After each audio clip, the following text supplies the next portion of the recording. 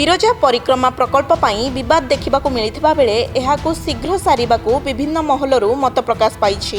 Dasarathpur block ଚମ୍ପେଇପାଳ ଗ୍ରାମ ପଞ୍ଚାୟତରେ ସାମ୍ବାଦିକ ସମ୍ମିଳନୀ କରି ବିଜେପି ସରକାରକୁ କଡ଼ା ସମାଲୋଚନା କରିଛି ବିଜେଡି।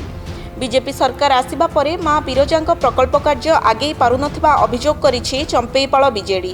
ମା ବିରଜା ପ୍ରକଳ୍ପକୁ ନେଇ ସ୍ୱର ଉଠାଉଥିବା ବ୍ୟକ୍ତିଙ୍କୁ ଗିରଫ କରାଯାଇଛି ବୋଲି ଅଭିଯୋଗ କରାଯାଇଛି। ବିରଜା ପ୍ରକଳ୍ପ ପାଇଁ ପୂର୍ବତନ ବିଧାୟକ ପ୍ରଣବ ପ୍ରକାଶ ଦାସଙ୍କ ଭାଇ ଭବପ୍ରସାଦ ଦାସ ଓ ବିଜେଡି କର୍ମୀଙ୍କୁ ଅନ୍ୟାୟରେ ଗିରଫଦାରୀ ଘଟଣାର ପ୍ରତିବାଦ କରାଯାଇଛି। ଆପଣମାନେ ଜାଣିଥିବେ ପୂର୍ବ ସରକାର ସମୟରେ ମାନ୍ୟବର ପୂର୍ବତନ ମୁଖ୍ୟମନ୍ତ୍ରୀ ନବୀନ ପଟ୍ଟନାୟକ ଏବଂ ଆମ ପ୍ରିୟ ସମସ୍ତଙ୍କର ଆଦରର ପୂର୍ବତନ ବିଧାୟକ ପ୍ରଣବ ପ୍ରକାଶ ଦାସଙ୍କ ସମୟରେ ମା ବିରଜାଙ୍କ ପରିକଳ୍ପନା ପ୍ରକଳ୍ପ ପାଇଁ ଅର୍ଥ ରାଶି ଘୋଷଣା କରାଯାଇଥିଲା ଏବଂ କାର୍ଯ୍ୟ ମଧ୍ୟ ଦ୍ରୁତ ଗତିରେ ଚାଲିଥିଲା। କିନ୍ତୁ ସରକାରଙ୍କର ସରକାର ପରିବର୍ତ୍ତନ ହେଲେ ସେଥିପାଇଁ କାମ ପୁରା ମନ୍ଥର ହୋଇଯାଇଛି। କାର୍ଯ୍ୟ ଯେଉଁ ଧାରାରେ ଚାଲିବା କଥା ଚାଲୁନି। ତାକୁ ନେଇ ବିଭିନ୍ନ ପ୍ରକାର ରାଜନୈତିକ ଉଦ୍ଦେଶ୍ୟ ପ୍ରଣୋଦିତ କରାଯାଉଛି। କାମକୁ କିଭଳି ଭାବେ ବନ୍ଦ କରିଦିଆଯିବ ଏବଂ କାମକୁ ମନ୍ଥର କରାଯିବ, ସେଥିପାଇଁ ବିଭିନ୍ନ ଚକ୍ରାନ୍ତ ଚାଲିଛି। ଆମେ ଏବେର ସରକାରଙ୍କ ପାଖରେ ନିବେଦନ କରୁଛୁ କିଭଳି ଭାବେ ମା ବିରଜାଙ୍କ ପ୍ରକଳ୍ପ ପୁଣି ଥରେ ସେ ଦ୍ରୁତ ଗତିରେ ଆରମ୍ଭ ହେଉ ଏବଂ ଯଥା ସମୟ ମଧ୍ୟରେ ତାହା ସମାପ୍ତ ହେଉ।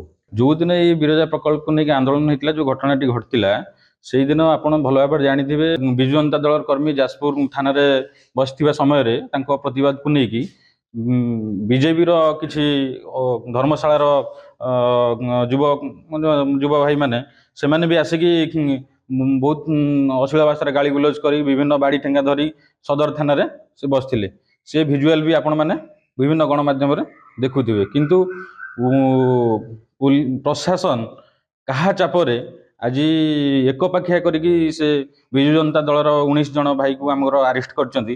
କିନ୍ତୁ ଆପଣମାନେ ଦେଖିଥିବେ ତାଙ୍କର ସ୍ୱତନ୍ତ୍ର ଭିଜୁଆଲ ଆପଣ ବିଭିନ୍ନ ଚ୍ୟାନେଲ ମାଧ୍ୟମରେ ଆସୁଛି। ଠେଙ୍ଗା ବାଡ଼ି ଧରିକି ବି ଛିଡ଼ା ହେଇଛନ୍ତି, କିନ୍ତୁ ତାଙ୍କର କୌଣସି ଗୋଟେ କର୍ମୀକୁ ଆଜି ପର୍ଯ୍ୟନ୍ତ ଆରେଷ୍ଟ କରିନାହାନ୍ତି। ଏହାକୁ ଘୋର ନିନ୍ଦା କରୁଛୁ। ଯାଜପୁରରୁ ସନ୍ଦୀପ୍ତ ରାୟଙ୍କ ରିପୋର୍ଟ, ସକାଳ ନ୍ୟୁଜ୍।